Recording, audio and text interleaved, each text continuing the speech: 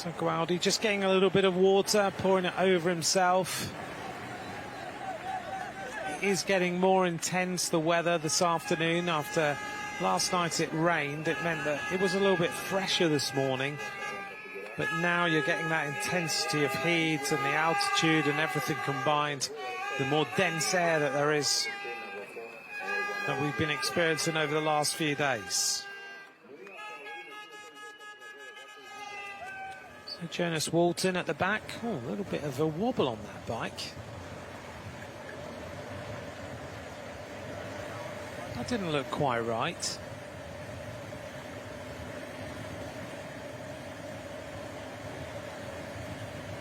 Why, but his bike was kind of moving around underneath him there.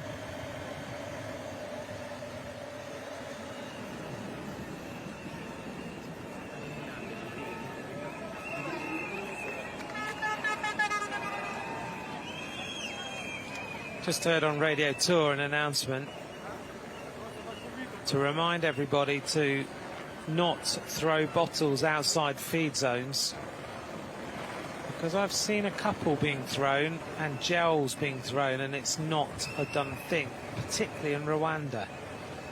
So they've just put a warning out to stop that happening. I have to say I was impressed that here in Rwanda, single-use plastic bags are completely banned. You can't bring them into the country at all.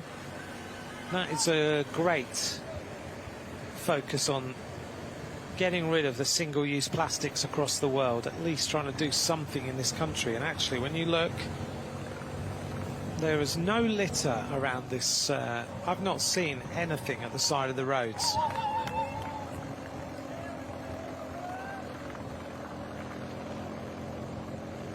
And so many other countries in the world, you have to you just look and you can see plastic bags and everything. You don't see them here, and it's not that this area has been tidied up. That's how it is.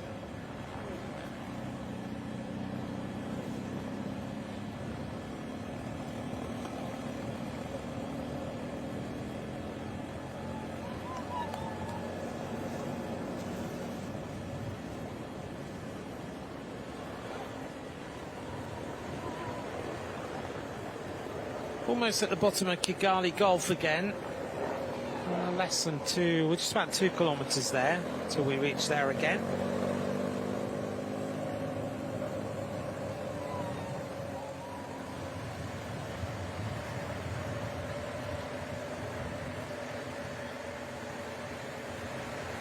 Jonas Walton quite happy to sit on the back with the Slovakian rider just in front of him.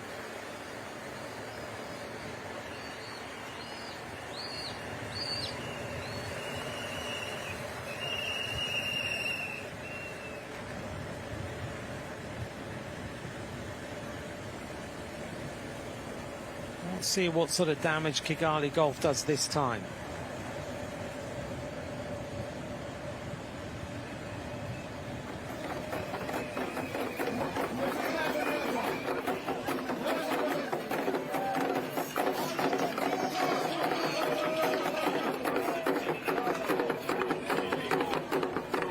The drumming that's become so synonymous with these World Championships, you hear it everywhere.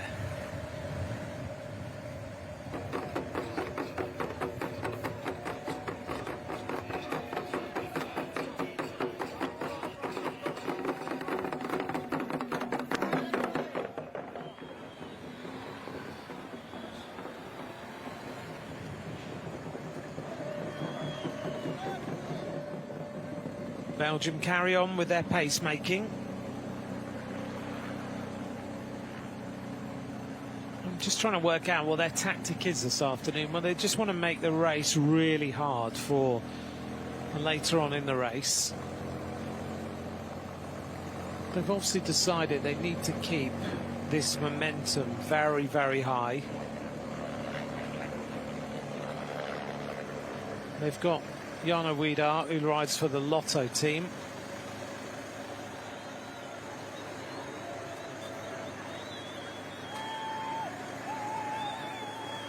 He's been in their development team for a little while, but he's moving to their next level up team, although there's lots of rumours about Lotto right now. But he won the Giro Next Generation in 2024. He's an incredibly talented bike rider. He also won Valle d'Aosta 2 years running.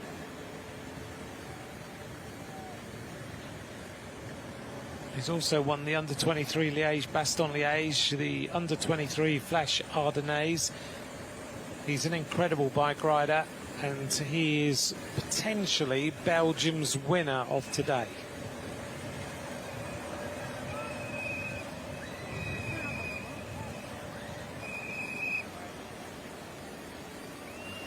Jasper Schoofs is in there as well, though, and he is a member of the Soudal Quickstep development team. So Jasper Schoofs could be another rider. He's finished 9th in Valle d'Aosta. He's won a number of bike races. He just finished 4th in Chrono Challenge Lendelede. He rode well in the Tour de l'Avenir, a top 25 place there. He was top 10 in Valle d'Aosta, and he finished all of the other big races of the season. So Jasper Schoofs is another possibility for today.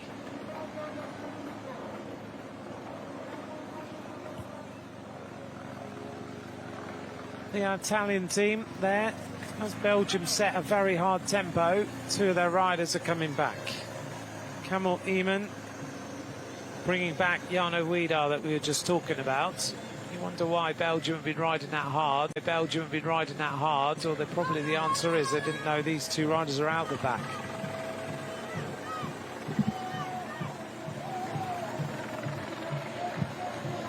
Jarno Wiedar looks around, little nods, wearing number 16, there he is, very, very comfortable. Doesn't seem to be having any issues today with the way he's riding.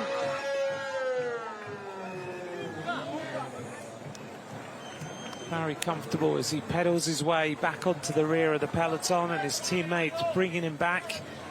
So Kamil Eamon is going to bring him right to the front of the race. Without the race radios, though, the 3 Belgian riders on the front have no idea that the pace they're setting is going to make life a little difficult for Jarno Wiedar this afternoon.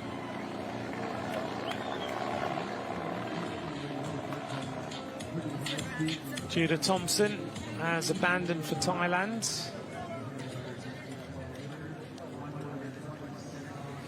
He's got an appropriate number for abandoning.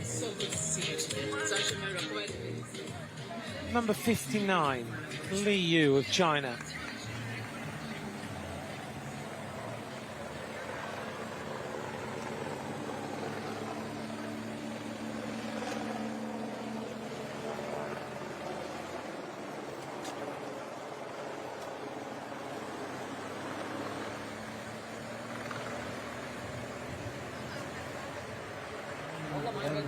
That's a shame for Alaleli.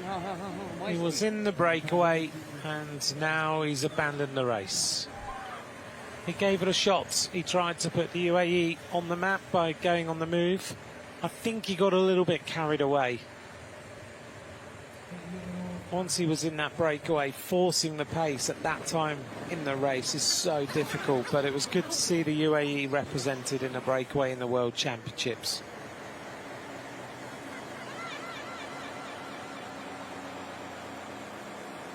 Through the feed zone, riders trying to get as much water on board as they possibly can. Got to be a mix of water and electrolytes for today's race, so that those electrolytes help with the absorption of the water, not just pure water all the time. But the riders also will be taking some carbs in their bottles, trying to supplement the gels they've got. But in this sort of heat, it's very, very fine line between being a little bit sick after taking so much water, gels and everything else on board, and being absolutely fine. This is Louis Leydart, number 4, coming back into the race.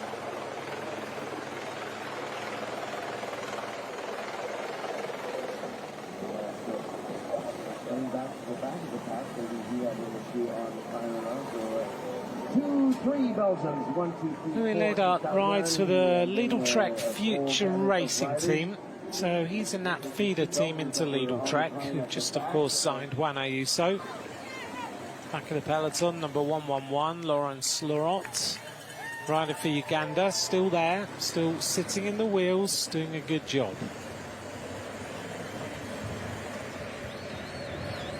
Louis Leydart, though, 20 years of age from Germany, riding for that Lidl Trek Future Racing squads. So he's got a chance of going into the Lidl Trek World Tour team if he continues to progress. He's just ridden Tour de l'Avenir, finished second on a stage into Vitry. On that day, he was beaten by Elliot Rowe of Great Britain.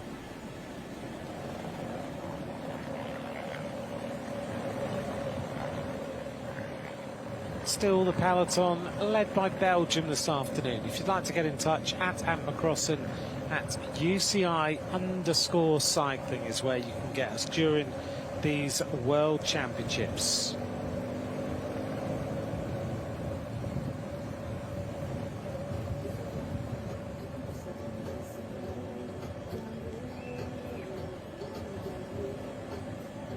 This is the Kigali Genocide Memorial.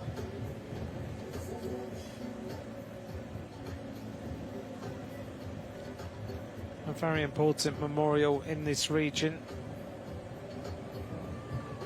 that we've seen on a number of different occasions, but each time we see it, it doesn't diminish the need to talk about it and see it. That genocide memorial, just about 6 kilometers from where we are right now.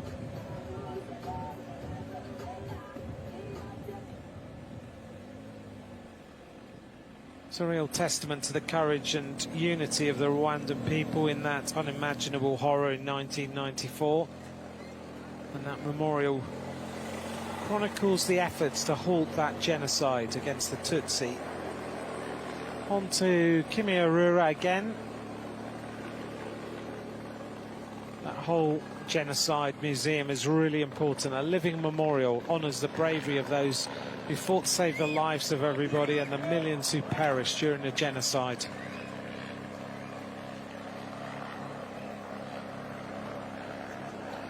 A problem at the back for the Algerian rider, Oussama Mamouni.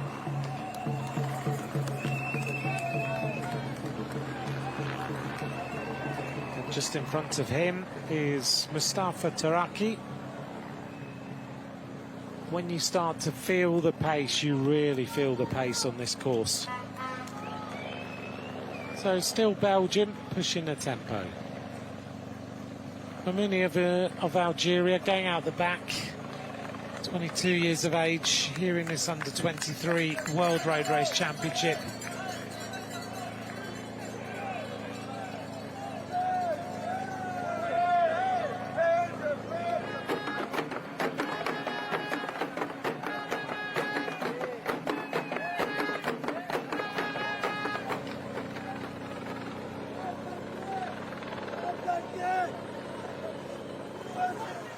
Oh, and the South African rider is starting to feel this as well.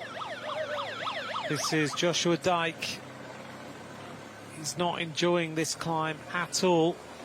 And his teammate is also starting to suffer on the left-hand side at the back as well. Warren Moolman is feeling the pace. And some of the fans enjoying the fact that if you cheer the riders on a bit, they go a little bit quicker and they get themselves back in the race.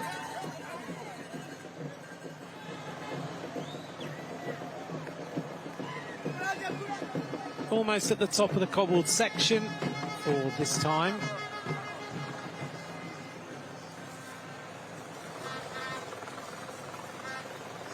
We reach the top at 121.9. Oh, big problem here.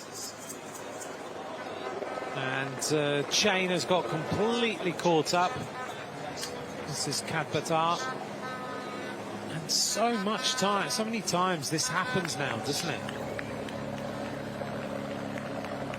Where the chain comes off, drops in the middle, completely blocked, and there's nothing you can do except stop.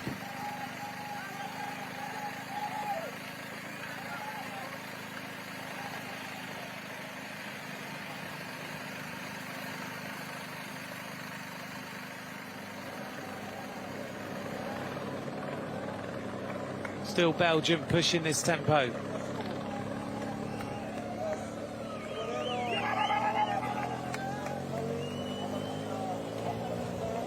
They've really taken this on. Is this the right tactic for the afternoon?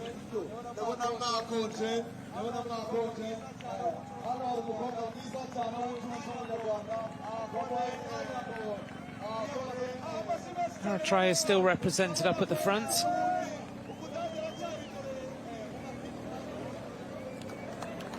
Riders now getting to the end of their training for the World Championship on Sunday for the men's road race. This is Alouani of Morocco. He's lasted a fair time and now he's getting dropped. Remco Evenepoel has just finished his preparation with a distance of 163 kilometres, 4.5-hour ride, and he's just said on his details of that ride, his log of the ride, actually one of the most beautiful training laps I've ever done. One of the big bits of news from yesterday, for those of you just fans of cycling and watch everything, is that the UCI Mountain Bike World Championships are going to Durango on the 40th anniversary of the first edition. They're going there in 2030. Can you imagine how big that's going to be in Durango? Mountain biking, it's going to be unbelievable. The end of this lap then. We're coming up to complete our next lap and we'll have 8 laps of racing to go.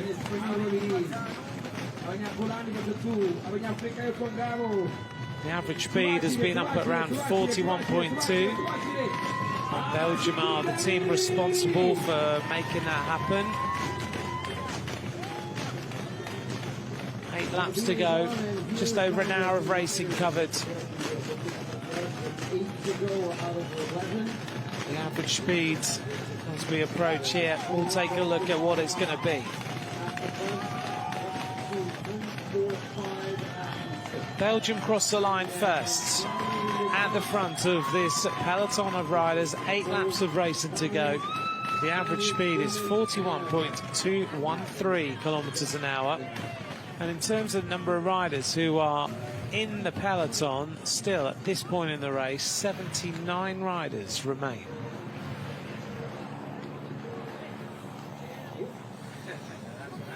So after the end of the first lap, it was 101. Now we're on 79.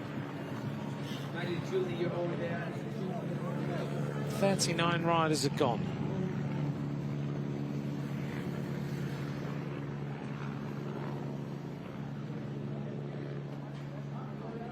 There's the stats for you on the right-hand side.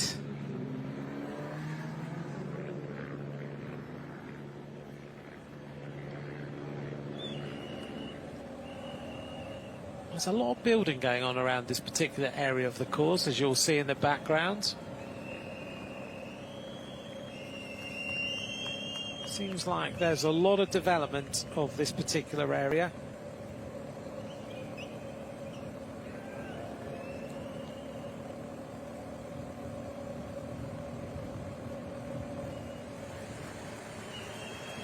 Here's a group of riders trying to make their way back into the race, having been distanced a little while ago. Includes Jonas Walton, the Canadian.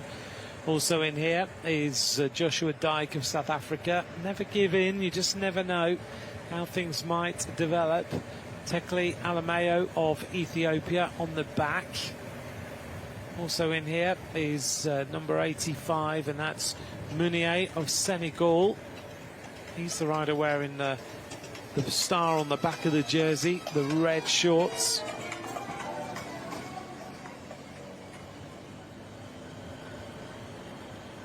Amahoro Stadium means peace in Rwanda, expanded now to 45,000 seats.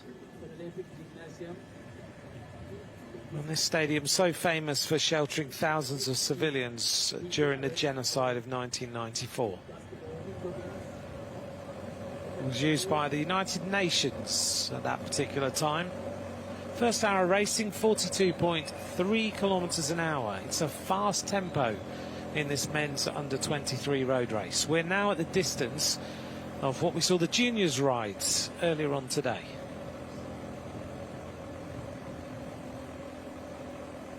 We've just heard that Samuel Novak of Slovakia has just abandoned the race.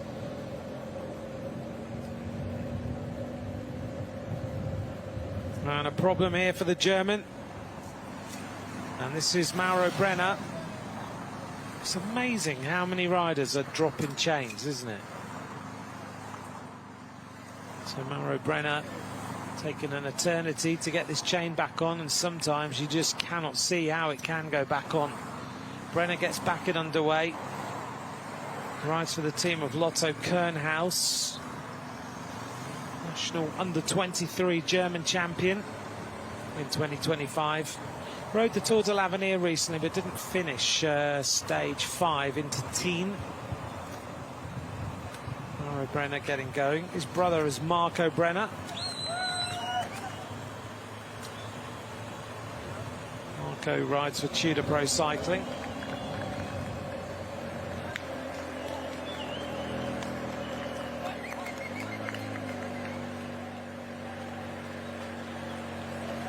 The Italian team riding cohesively in the peloton.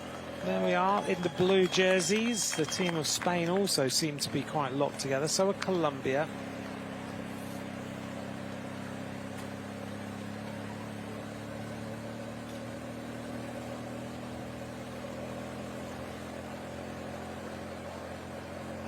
Seems like this race is firing on all cylinders right now. Everybody is pretty much flat out. Still, it is Team Rex. It's a monster effort on the front of this peloton by this rider. Just dragging the race out. And another problem here for one of the riders from France. So the Frenchman gets going. It's a little bit like Maxime de Combe trying to come back.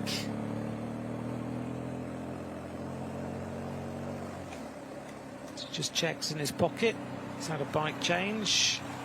Just trying to get his computer. And it's Antoine Lot who's coming back into the peloton as quickly as he can.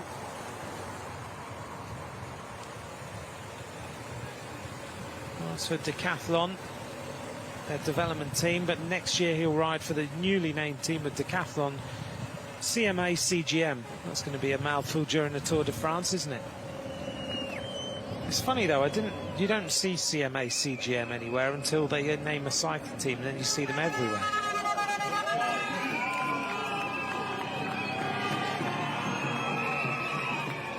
But Antoine Lot is a useful rider. He won Paris Tour Espoir. He's won a stage of the Olympias Tour. He won the overall in the Olympias Tour this season. He won the points jersey in Tour de Eure-et-Loire, and also was the third place rider in the under-23 National Road Race Championship. 64 kilometers an hour downhill. Ourselves into this next turn.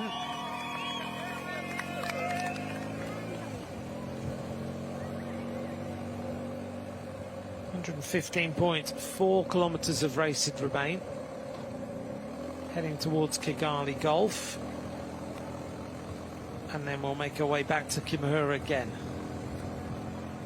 Bottom of Kimihura this time is 108.1 kilometers of racing to go.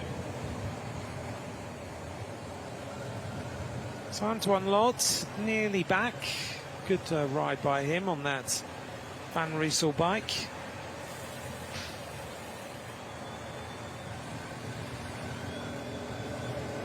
measured that effort nicely, just riding steadily back in so he doesn't go over the threshold too much.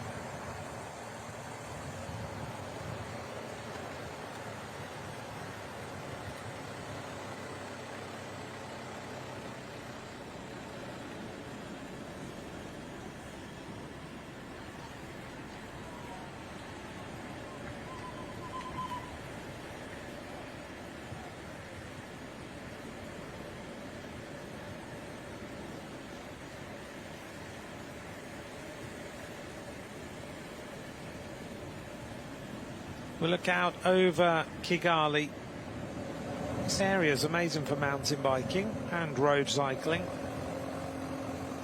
Forest trails around the Nyungwe to the volcanic slopes in the Volcanoes National Park for mountain biking. Gravel riding as well. Thousands of kilometres of rural roads and dirt tracks. It's rapidly growing in Rwanda. There's a race around Rwanda, self-supported ultra-endurance race, which is a gravel cycling event. And also, if you're out and about here, the Congo Nile Trail, a 227-kilometre trail along Lake Kivu with 6 distinct stages. Amazing scenery, you can ride around there.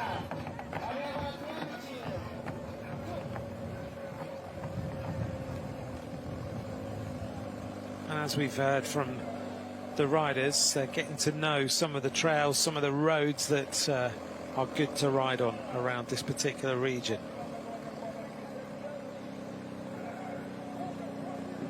Earlier this year, of course, the UCI opened 2 World Cycling Centre satellites in Musanze and Bugesera. They're in different landscapes to give athletes and teams a chance to train in environments while taking on the varied routes around here.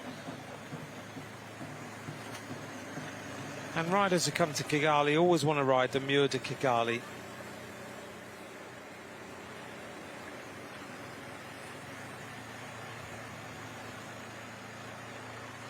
And the rider from Macau is still there, and he looked like maybe half an hour ago he was about to be dropped, number 120, Kam Chin-pok.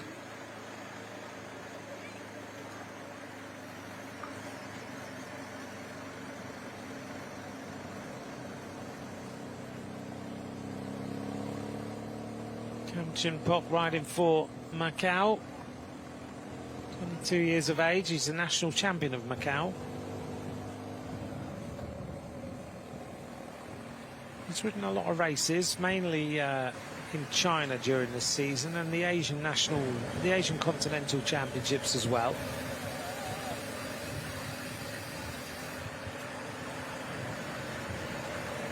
Number 57 is Kadbatar, riding from Mongolia, still there, still riding strongly. Albeit he might be at the back, but you have to remember some of these riders have not ridden in pelotons that are this large or that are going quite this fast. They might have ridden some Asian races, they might not be at the level of some of the riders in the front. We're talking about World Tour professional bike riders here.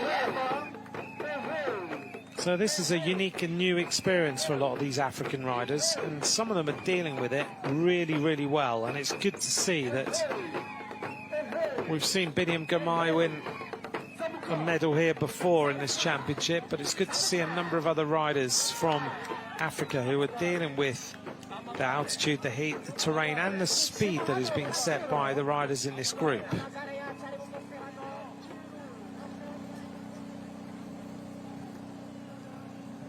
Belgium coming to the top of Côte Kigali. I've put a curse on him now, haven't I? Kadbatar is going out the back.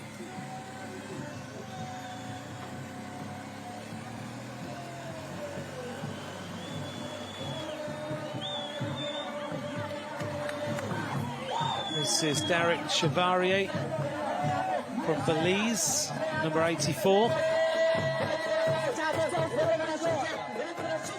See all the photographers sitting down there on this climb, trying to get the best photos they can get.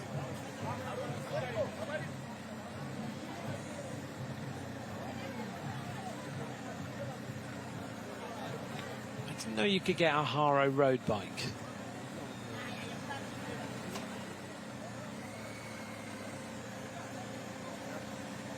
Didn't Haro, who used to be one of the most famous BMX brands in the world?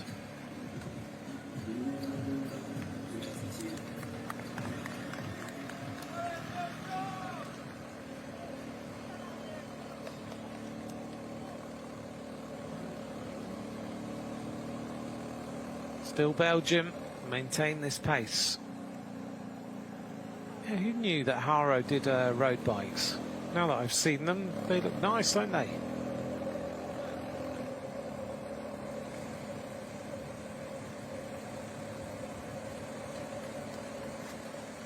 Harrow did. They were one of the most famous BMX bikes, of course.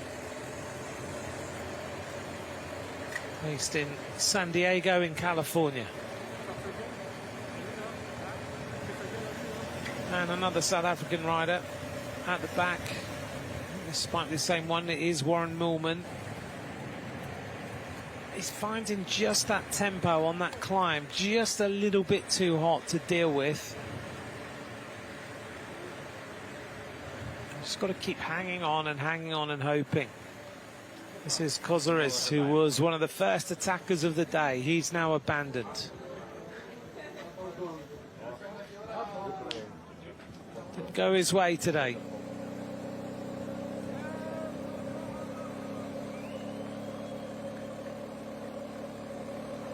Can Belgium keep this going all day? It's still a few hours of racing to go. We think well over 2 hours, nearly 3 hours of racing left. And it's riders who are prepared to just sit in here. Hamish Mackenzie, for example, number 45 that you can see there, just towards the back. Mackenzie's having a really quiet time, just sitting, waiting.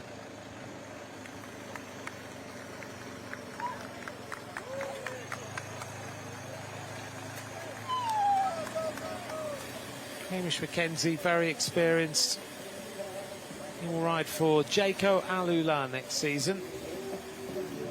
Third in the Under-23 World Time Trial Championship in 2023. Mackenzie clearly just happy, sit there at the back. He rides at the moment for Hagensberm and Jaco. A team that is was without doubt the best team in the world for spotting young talent. So many of the top riders in the World Tour peloton have ridden for Hagensberm, and now they're the feeder team for Jaco Alula with that combined thoughts and mind and experience of racing.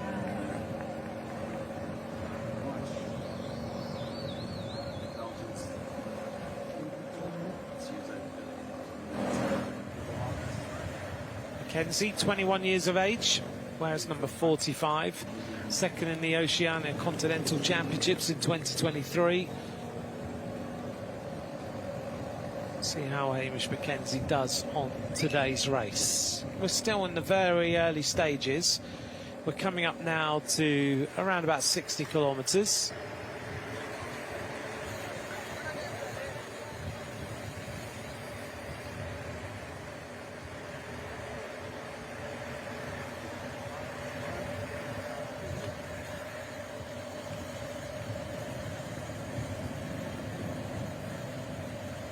We saw early on Jorge Blas Diaz dropping the flag on the race start. He's the president of the Dominican Cycling Federation, and he was recognised yesterday for his role in the development of cycling at national and regional level in his particular area. It was good to see him being given that award.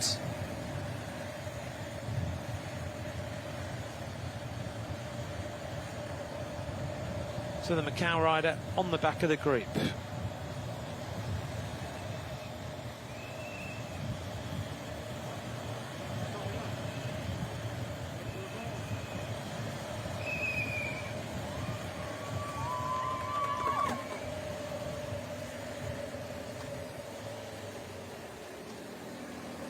Nothing really has changed for quite a few kilometres as we make our way onto the cobbles yet again.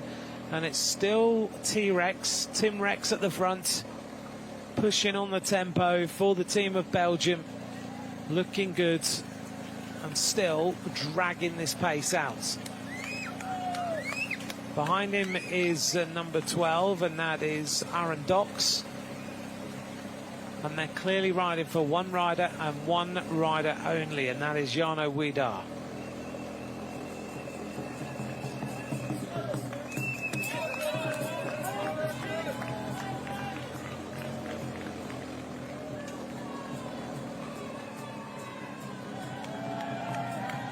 Going out the back now is Joshua Dyke of South Africa. You just feel like you want to give him a push and keep him on the back of that peloton, don't you? Now we get a bit of a move. One rider trying to keep his pace up alongside the Belgian riders who are really at home on these cobbles. This is the Rwandan rider who is going to be distanced now to his air.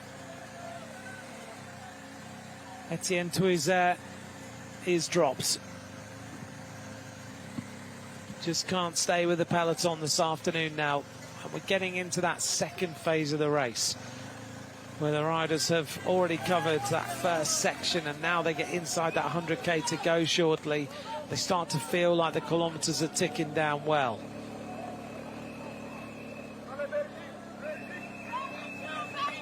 So still the push of the pace. Dutch House is on the right-hand side of this climb. The Rwandan flags are flying as always. Belgium continue to keep the throttle on. Two South African riders trying to keep each other company at the back here. Warren Millman wearing number 78.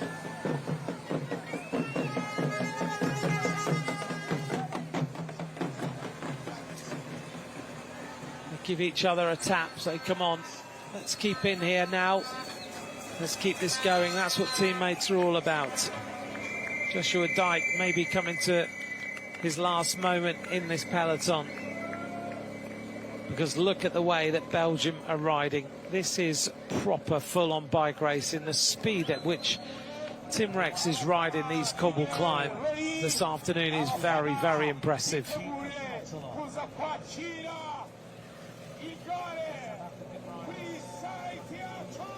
Spain are represented up towards the front. Slovenia there on the left in that green coloured kit.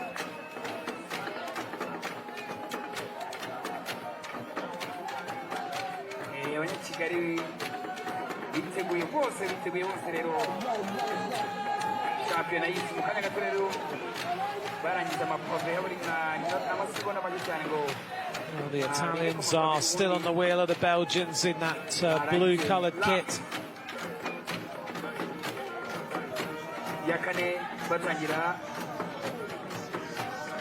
Ecuador represented up towards the front as well.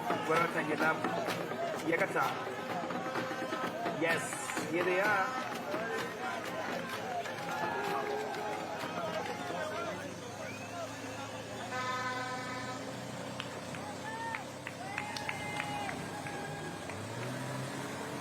Oh, and this is hurting now. Two riders going out the back. Marco Brenner, who's not been able to get back in after that problem, and he's with Emery van Gezicht.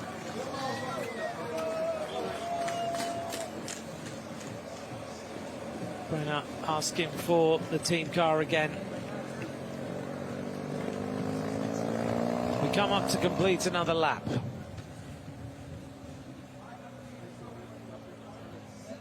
This time we'll have 7 laps of racing to go.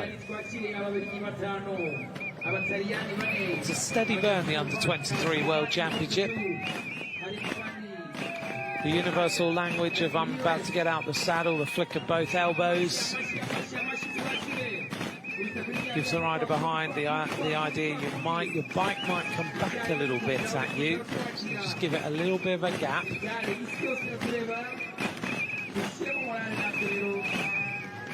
Italians having a little chat at the side of the road.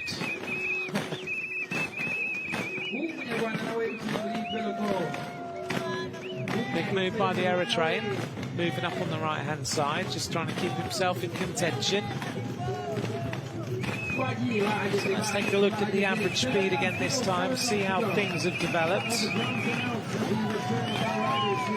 7 laps of racing now remain in this Under-23 World Road Race Championship. An hour and a half of racing coming up.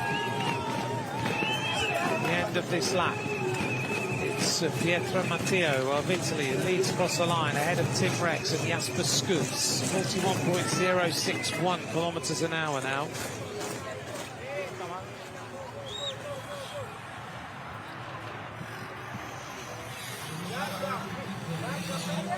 And just to give you an idea, numbers of riders in the peloton, we've now got 75 riders there. We lost another 4.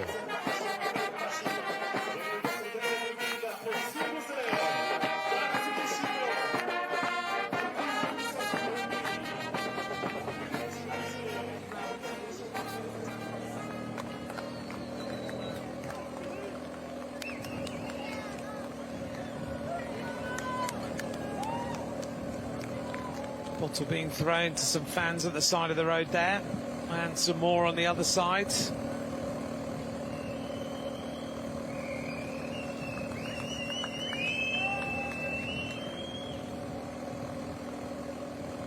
Bottles bouncing around as well though, and that's a little dangerous. You don't want to hit any bottles that could bring you down immediately, especially if they're full of water. Here's the replay of the riders completing that lap with 7 laps to go.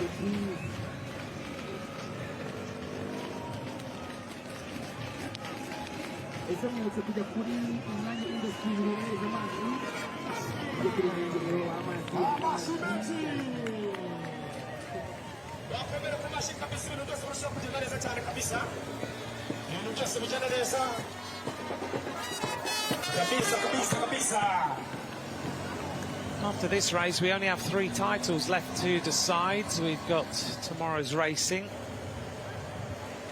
We'll be starting again early tomorrow with various bits of action. The men's elite races on Sunday starts at 9:45 in the morning local time.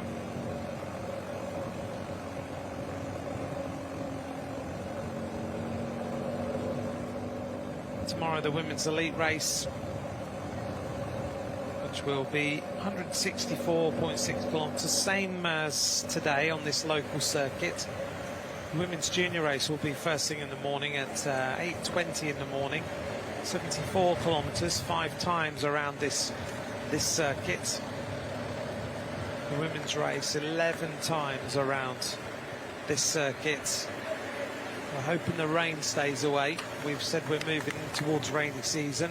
Hopefully it'll just hold off all the way until Sunday night. The women's elite race is going to be interesting on this this circuit. The men's elite road race on Sunday takes us into a massive extension circuit, which actually we drove around a few days ago and took a look. That's going to be some circuit that the riders are going to go on, because I don't remember much in the way of flat roads on that circuit, and it takes them out on this big loop, and it takes them over the Mur de Kigali, which is a famous climb, as we see the Campaign Against Genocide Museum we talked about a little while ago with this incredible sculpture. But we go over the Mur de Kigali, which is an incredible climb. We go over Mont Kigali as well, takes us up to 1,771 metres above sea level. So the riders in that men's elite race are going to come around that big circuit. They do 9 laps of the local circuit, then they go back out on a big extension circuit, then they do 6 laps of the local circuit.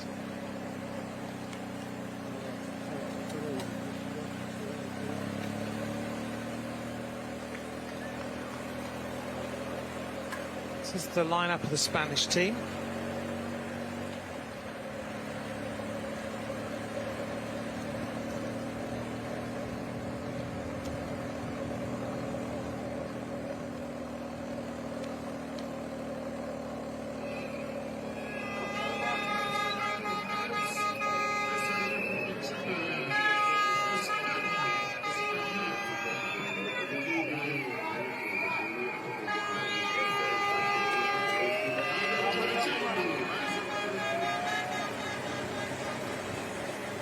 Two Canadian riders at the back now of this string of riders. Suddenly you can go from feeling great to not feeling so good.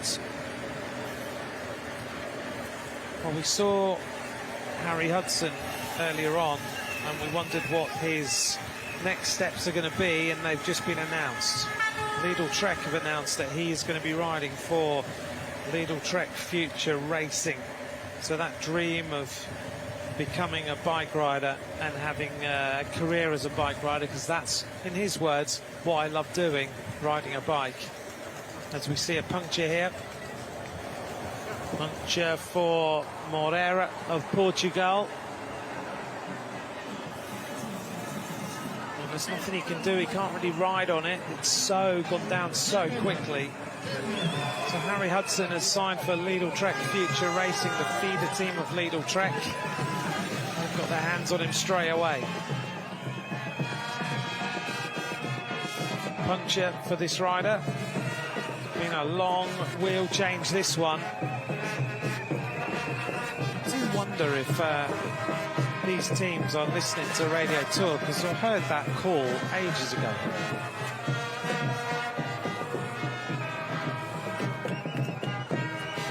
This is a slow wheel change, very slow wheel change.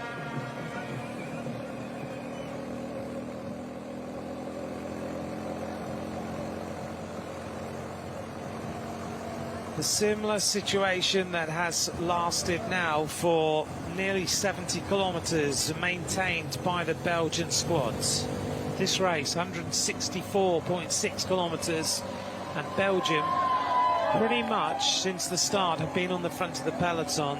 They brought the breakaway back that started early, and since then they've just ridden a team time trial, predominantly led by T-Rex on the front. This is Kadbatar of Mongolia. The Mongolian Timiwell. We're inside the magic 100 kilometres to go in this under-23 men's road race championship.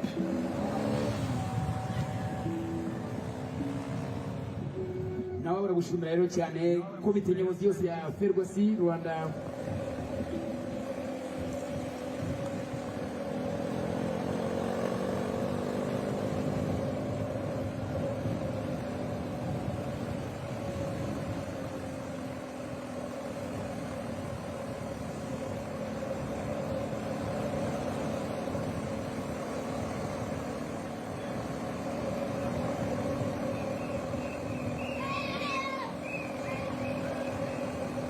.7 kilometres an hour. We've got 7 laps of racing to go. We're heading towards Kigali Gulf for the next time. We're going to get there in 1.6 kilometres, go up Kigali Gulf and head towards Kimihurura for the completion of the next lap. I wonder when another nation will start to challenge Belgium for this lead. I would imagine around about 60k to go. They're probably going to let that happen until then. Driss El Alouani is out of the race, the Moroccan rider.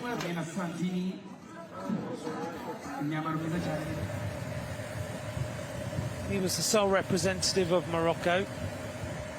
He's now gone.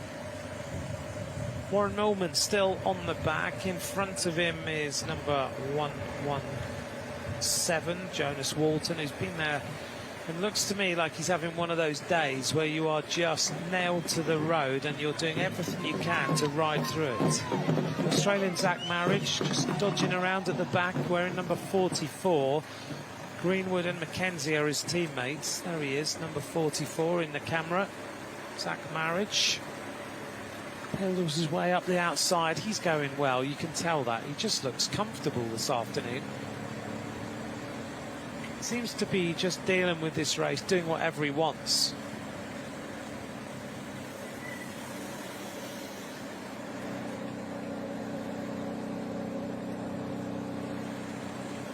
Zach Marriage has had a stagiaire role in a team. Narayan Munier here of Senegal has abandoned the race.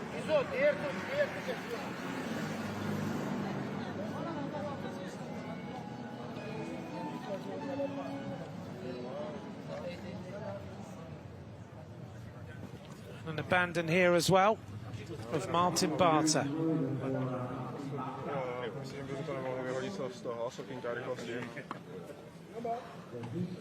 Tam máš.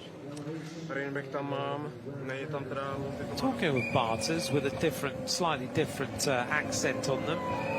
Will Barter, the American climber, is signed for Tudor Pro Cycling and announced today.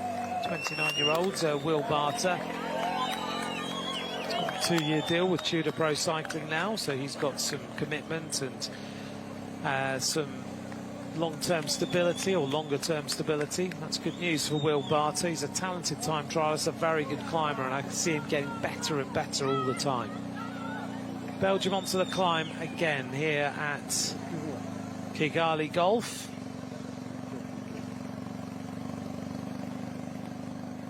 They must feel good. It must be a nice sight for Jana Wiedaar to be looking at his entire team on the front, looking after him. Just been able to ride in the wheels, and the team basically taking everything on as we're inside that magic 100 kilometres to go. Still a lot of laps left, but at the moment everything is going their way. They seem to have the entire race under control.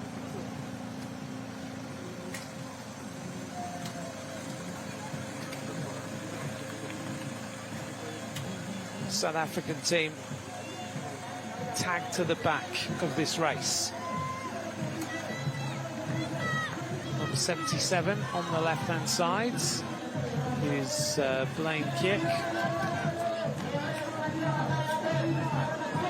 He won the Grand Prix de Tourteron in France, also finished second in Prix de Frière. There's been a lot of races in France this season, 43 racing days. Guys at the front is just stupendous. Just look at how everyone here Will is Piat suffering. is out, and also out now is Samuel Couture of Canada. He's out of the race as well. Early in this race, the Italians are enjoying the ride. They're sitting back and they've been looking at each other. See the detail in that skin suit while we take a look at him there.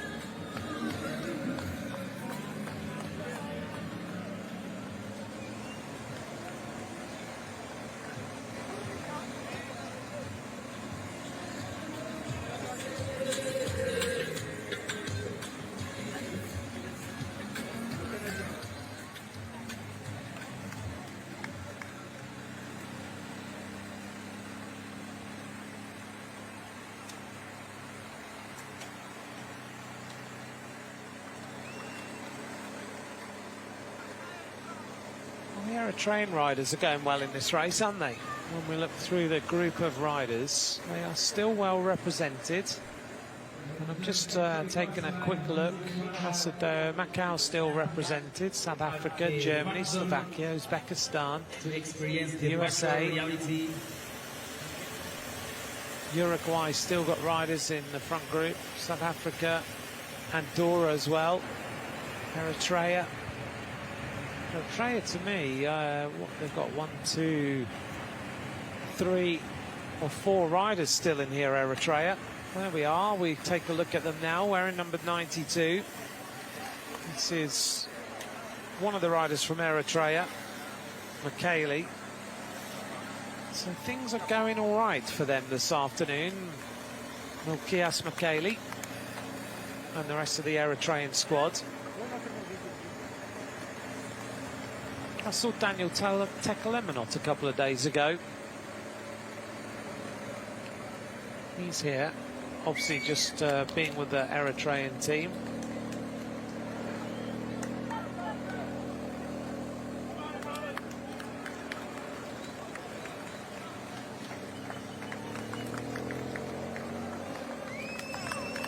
Daniel Tekelemenot, who was a pro until, what, 2018? He finished his career with Cofidis. Rode for the likes of Orica Green Edge. He rode for Cervelo Test Team, for MTN Quebec and Dimension Data. 95.1 kilometers to go. He's a winner, actually, here in Rwanda. Daniel Tekelemenot, he won the Tour of Rwanda in 2010. Remember him wearing a King of the Mountains jersey in, was it the Dauphiné, I think? As Diaz Rizbey of Kazakhstan is now out of the race as well. Suddenly we're getting more and more riders coming into the pits.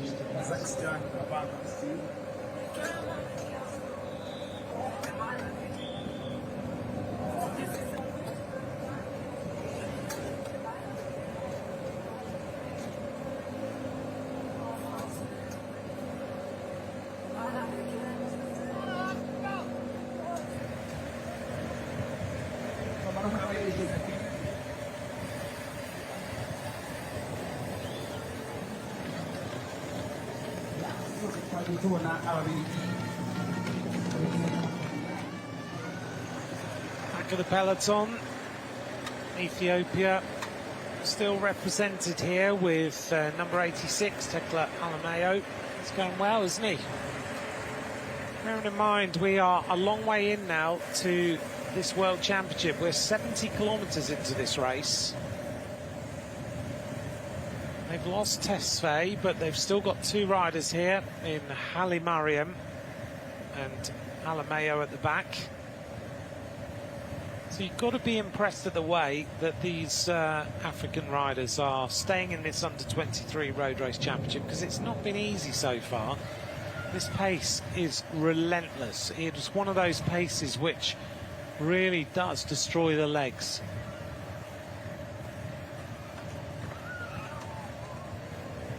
Last time we went through the end of the lap with nearly 60 kilometres completed, 58.9. And it was Belgium and Italy and Eritrea all at the front of the race. Still no major attacks since we saw the first attacks of the day. Those contained a number of different riders trying to make their move and trying to get involved in the action. We saw Pomorski of Poland, Alaleli of UAE, Yilmaz went on the attack, the Ukrainian rider Kozares went on the attack as well.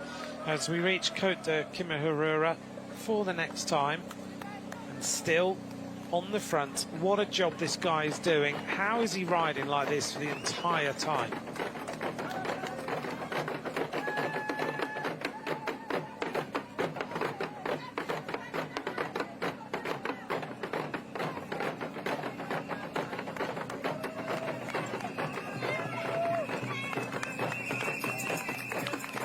The traditional drums, I do love the way that they've got all their t-shirts printed and everything is really detailed. There's a lovely shot across the cobbles to give you an idea of just how rough this surface is.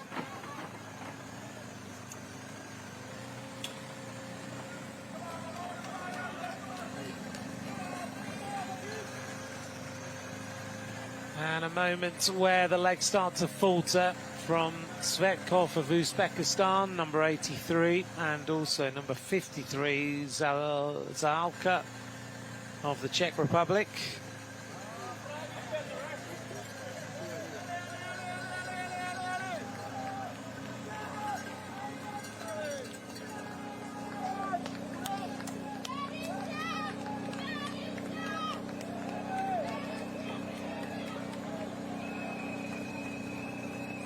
Well, yesterday in other cycling news, as we see Belgium going to the top, David Lepantien was re-elected as the president of the UCI and announced that the World Championships are coming to 13 cities across 10 different countries worldwide, as they announced more dates in World Championships.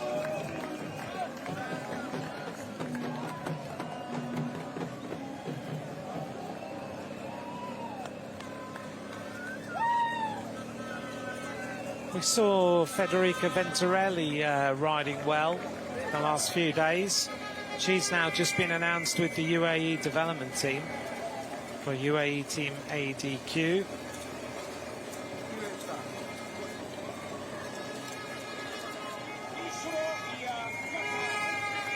Almost at the top of the cobbles this time. The riders, when they get to the line, will have 6 laps of racing to go. And finally, the Belgian stronghold on the front of this peloton has been exploded by the arrival of Spain and also the team of Italy to try and rip this up a little bit. They're not impressed at letting the Belgians just continue, so now they start their plan.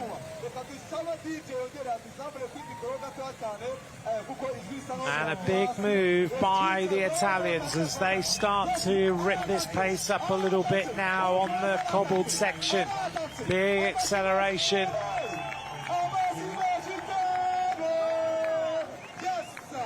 That was a very, very big move. Suddenly, we get a long, long stretch of this pace.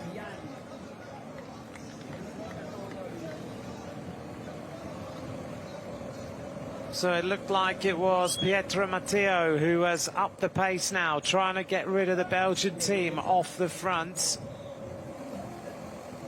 Big explosion of tempo.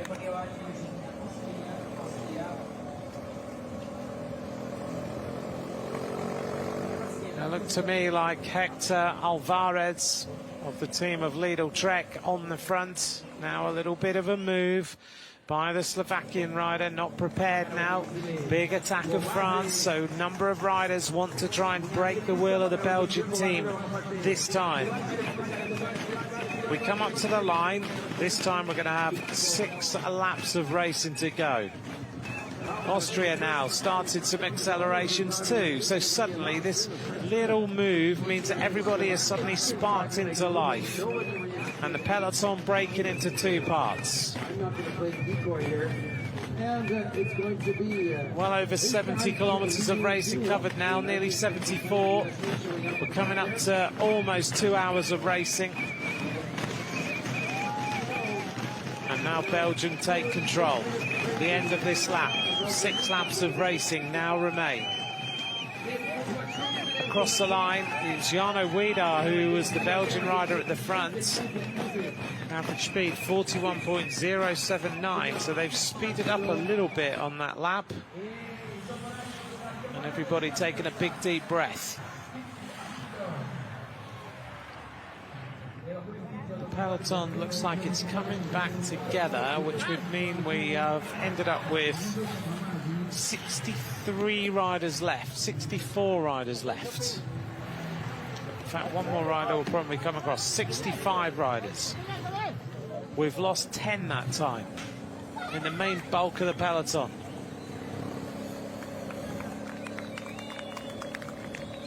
Just hearing that Hamish Mackenzie's been dropped for Australia, which is a bit of a surprise. And I'm just taking a look. I've just seen Hamish Mackenzie just go past my commentary position. Significant margin down on the rest of the peloton.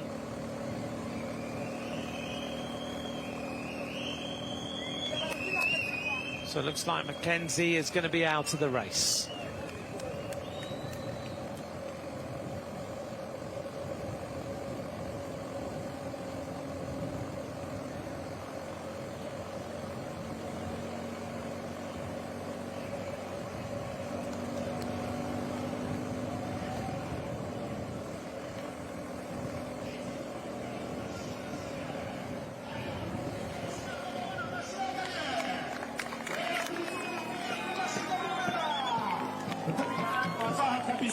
So Belgium take over after that little acceleration.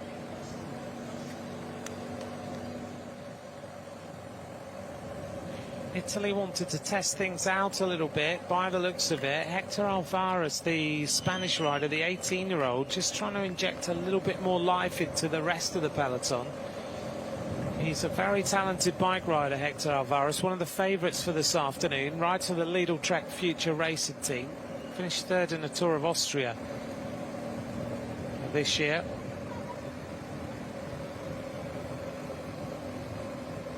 Alvarez has done a lot of racing this season, 40 race days, which for a young rider is a lot. He comes from Benidorm.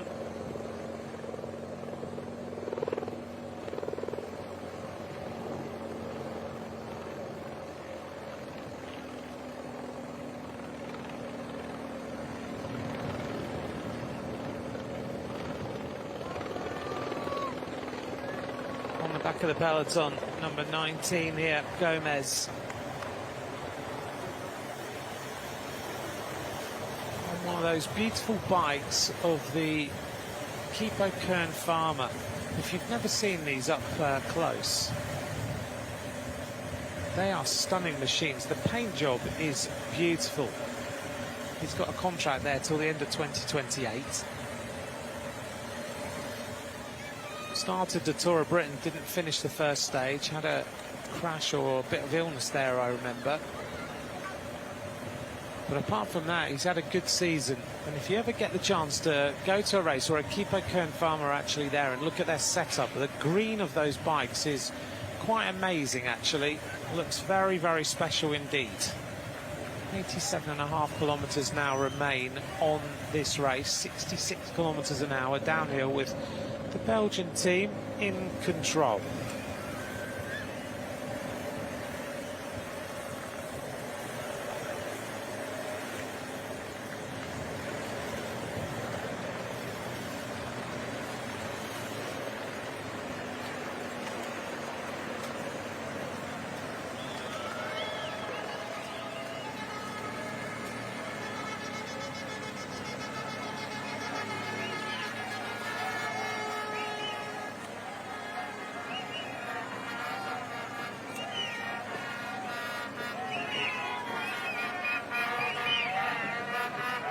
So the bands continue to play as the riders make their way towards Côte de Kigali Golf for another lap of racing.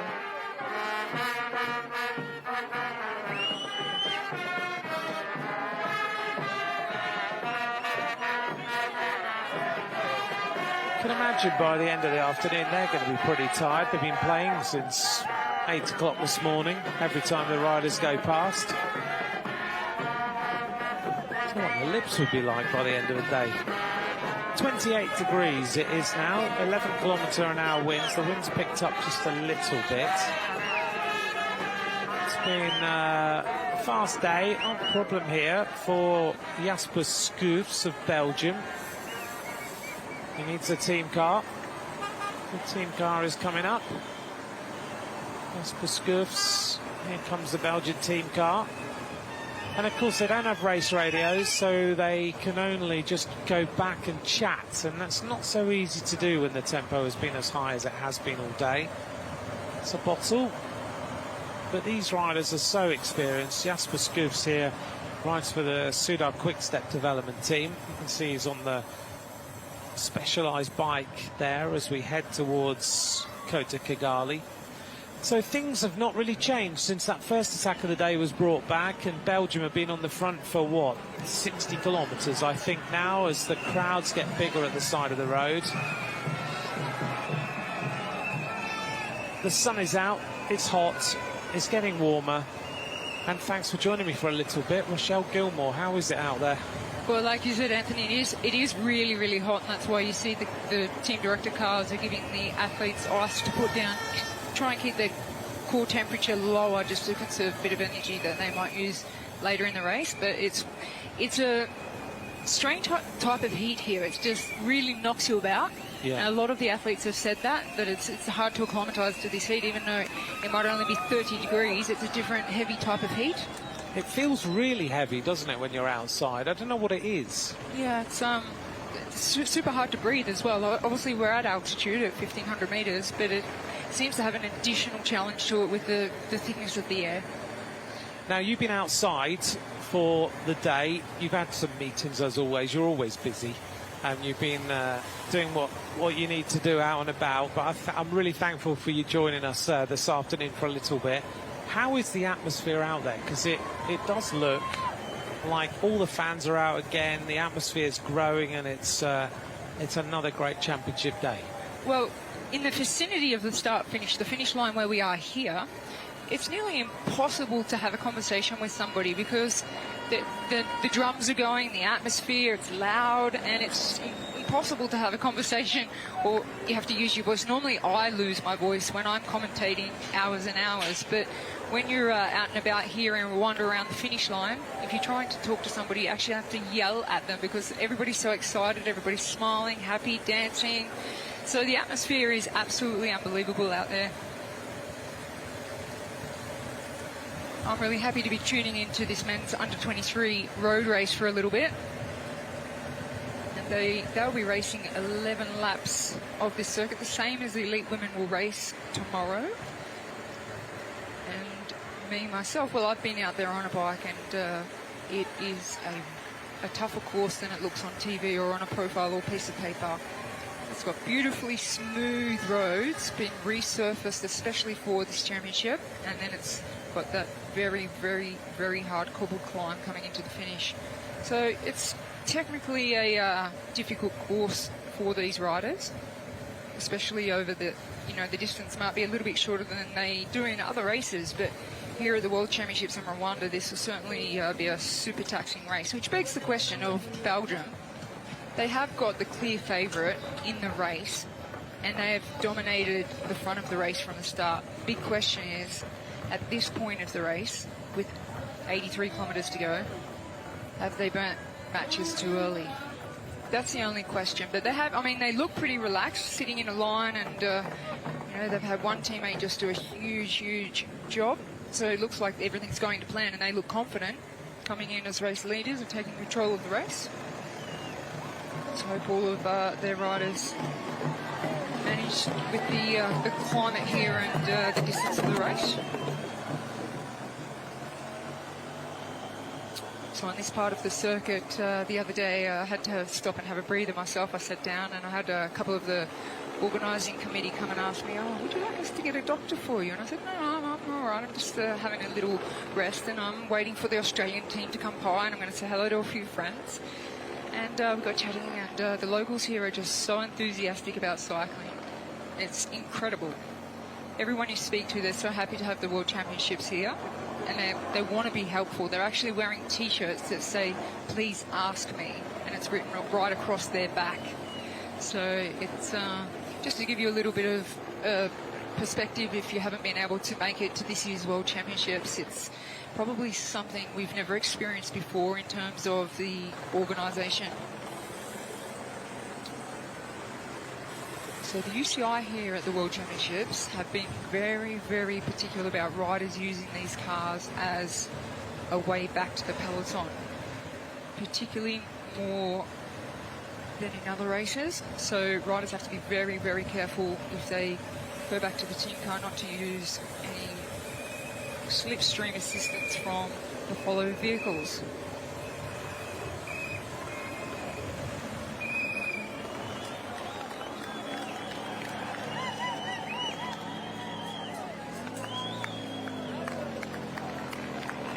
So even though Belgium have been dominating for their race favourite, you can just see in the body language that there's not really that many other riders that are not labouring and moving their shoulders and swaying side to side any more than they are, so they look like they have things in control at this point of the race.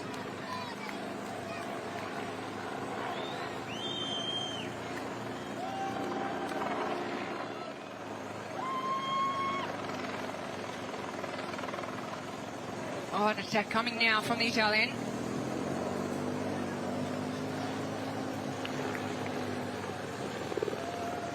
Oh, Belgium are really, really demonstrating that it's their job to keep this race together. Try and neutralise it with putting a rider on the wheel. And then still the team will continue to chase whilst they have a rider in the break.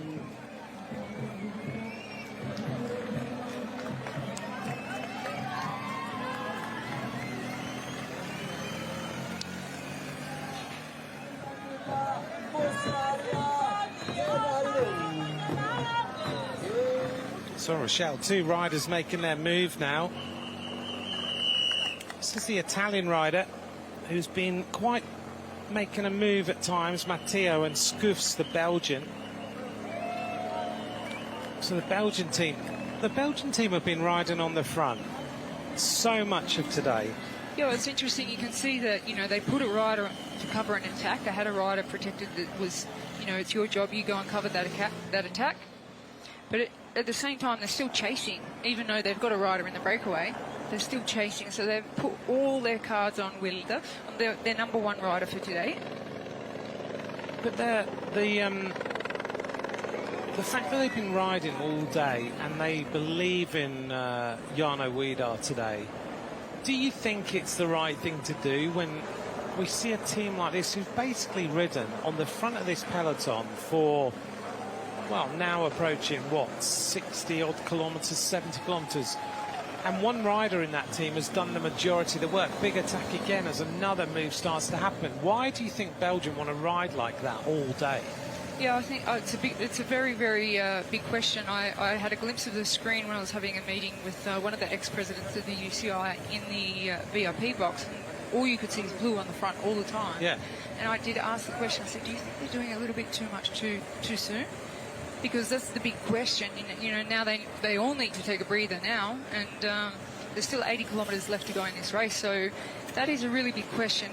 The tactic obviously was to keep the pace high to neutralise attacks until Wedar's going to make a big move at some point. But just keep him protected, keep the pace high, and keep this race together until he's ready to go. But we've seen teams do this before. I mean, the biggest example of this happening was Mark Cavendish in his World Championship victory, wasn't it? He was looked after all day, and he managed to win the title. But we've seen it happen in other races where Great Britain tried to control the Olympic Games and then they didn't win anything. And so it's a risky strategy to put all your team on the front like that. Yeah, it definitely is. But like you referred to the win of Mark Cavendish, is that it also puts more pressure on you. And it's a good pressure where you say, OK, my teammates, they've done every single thing possible today. All I need to do is finish it off. So it adds more pressure when you've got a complete team like this. You can see Belgium is still back to the front, keep the pace high, neutralise those attacks, and wait for Weidar to make his move. But when your team does everything they're supposed to do, you feel like, OK, I've got that pressure on me, but they've done everything. I've just got to finish it off. Perfect. Yeah, so it's good for him then. And he does look comfortable. He's looked like he's had one problem today, where he had to come back into the race, and he was paced back by Camille Eamon, who brought him back into the race really nicely.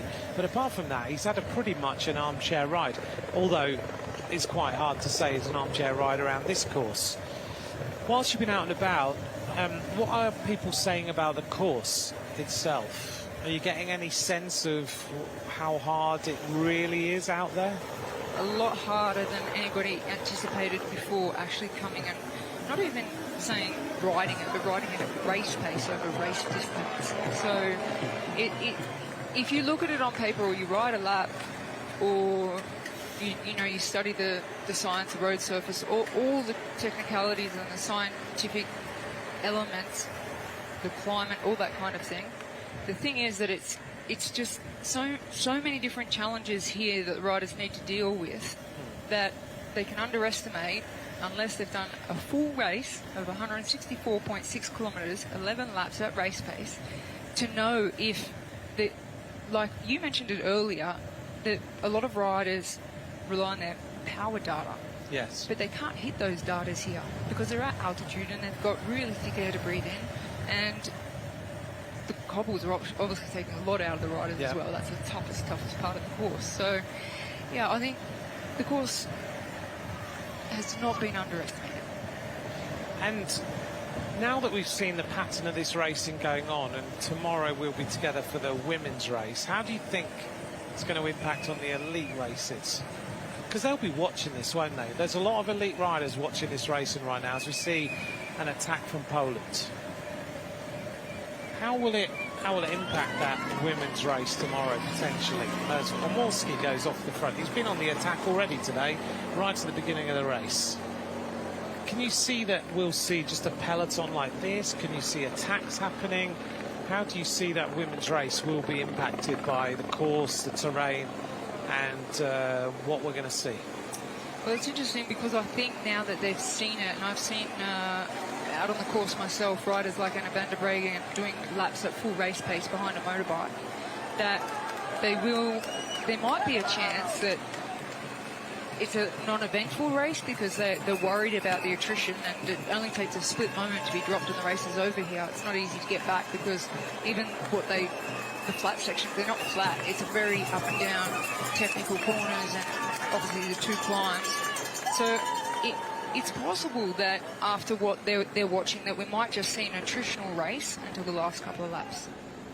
It looks like that's what's happening in this race as well, where we saw an initial attack, then riders literally came from the front group and got dropped immediately as more riders drop out of the race at this point. And they've done, what, 90 kilometres nearly of this World Championship. This is Lee Yu. We saw him hanging at the back for a long, long time today. And again, the Belgian team take control and make sure that the tempo is how Jarno Wiedar wants it. Luc Valenti of Canada was just being distanced. Rochelle, we always say about World Championships, if we haven't talked about you and we haven't seen you, then it's